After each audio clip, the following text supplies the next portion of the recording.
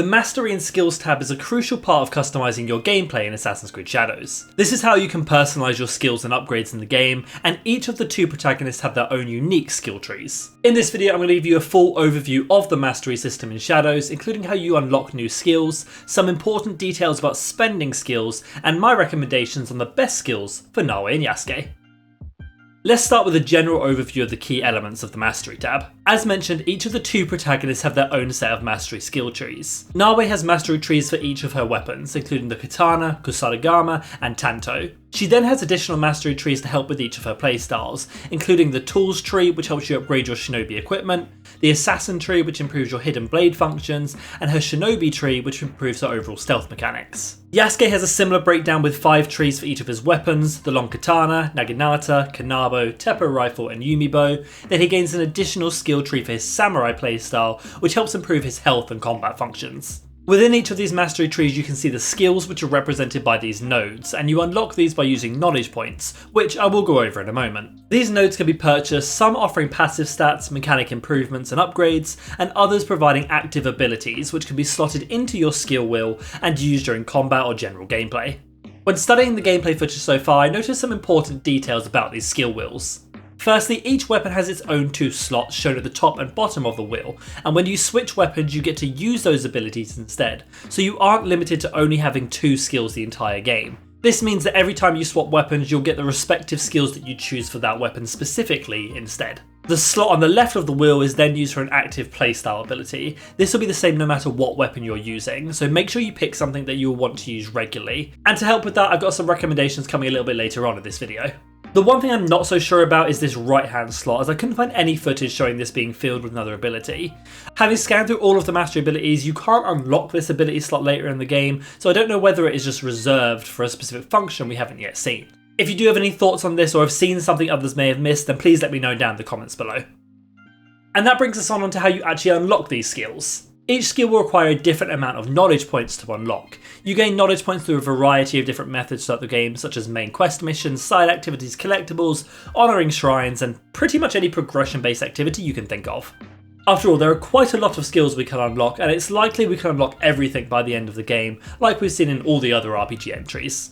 You will notice that the skill nodes are locked behind different tiers within the mastery trees. We can see there are 6 different ranks of mastery, and you can only unlock higher ranks once you've accumulated a specific amount of mastery tokens to move on.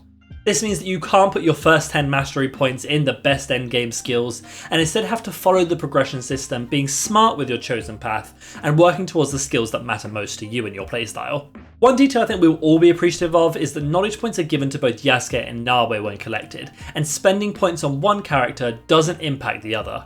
This means that if you play the majority of the game as one player, you won't negatively impact the other character's progression. I think this is a really important feature for a dual protagonist system, especially when their playstyles are so distinctly different. I know I'll be playing Naoe earlier on in the game while I explore what feudal Japan has to offer, but we'll likely use Yasuke for a good portion of the missions, so knowing I have the freedom to do this without worsening my experience later on Yasuke is very much appreciated. Another great feature they've added is the ability to refund and reset all your knowledge points without having to pay or be limited in how you do this. That means you can freely change up, experiment and optimize your mastery skills to find the playstyle most engaging to you. So now let's talk about the skills themselves. There are too many to go over and I'm not going to explain every single one in this video. However, I will pick 5 from each character that I think is the most interesting, and I'll definitely be experimenting when I get my hands on the game. Focusing first on Naoe, under her katana skill tree, the main ability that stuck out to me was the tidal wave. Now this is a skill we've actually seen demonstrated in some of the gameplay so far, and it does look really engaging to use. Naoe is a character who wants to be up close and personal with her enemies when she is in combat situations, so being able to dash towards them and deal a decent amount of damage will be quite valuable. I also really like the upgrades that are available with this ability, giving you access to second wave and third wave, giving you another dash for this movement, which just means Naoe will be able to more freely move between the combat space, which she is generally quite weaker at. And the second skill that I want to highlight is actually also in this katana skill tree, which makes sense because I think this is going to be an important weapon for her, and this is the counter attack passive skill. This turns her standard deflect mechanic into an actual counter-attack opportunity, and when you upgrade this, you can even use it to stop unstoppable attacks as well, which is just a great addition and helps with the later progression of the game. The next skill I'm going to highlight is under her Tanto skill tree, and this is Shadow Piercer. With this ability you throw your Tanto at an enemy and dash forward, taking it out, making them vulnerable and dealing additional damage to them for each subsequent strike. This again is another big movement ability and dash ability for Naoe, which I think will be really impactful for her throughout the game.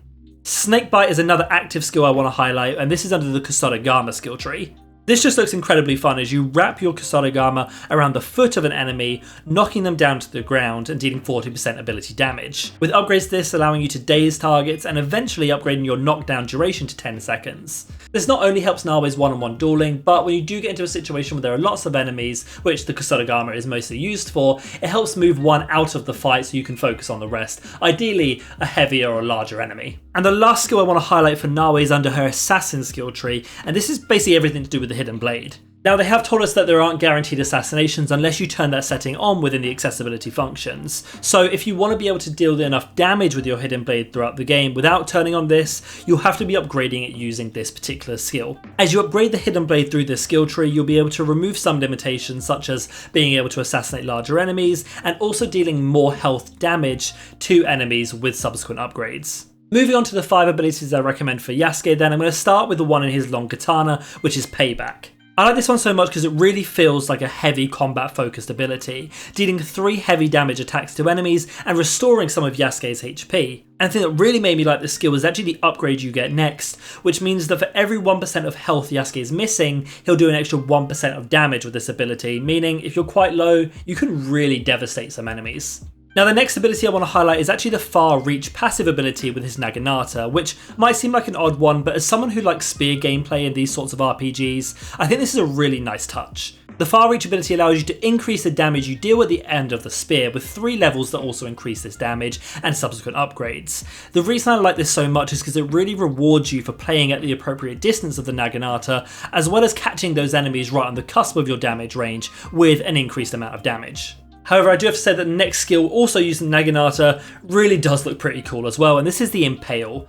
Impale is basically like an improved charge ability for Yasuke's Naginata, where you can drive it through your enemy and run around with them, slamming them to walls and knocking them down, with upgrades allowing you to knock enemies out of the way who are in your path. Under the Kanabo skill tree is where I want to highlight the next skill I recommend, which is the Crushing Shockwave. This is the one we saw from the initial gameplay release trailer from Ubisoft, and it involves you leaping into the air with a devastating crash. The upgrades to this also look really interesting, causing daze to enemies in the surrounding area of effect, as well as increasing the area damage that you actually deal with this as you upgrade the skill.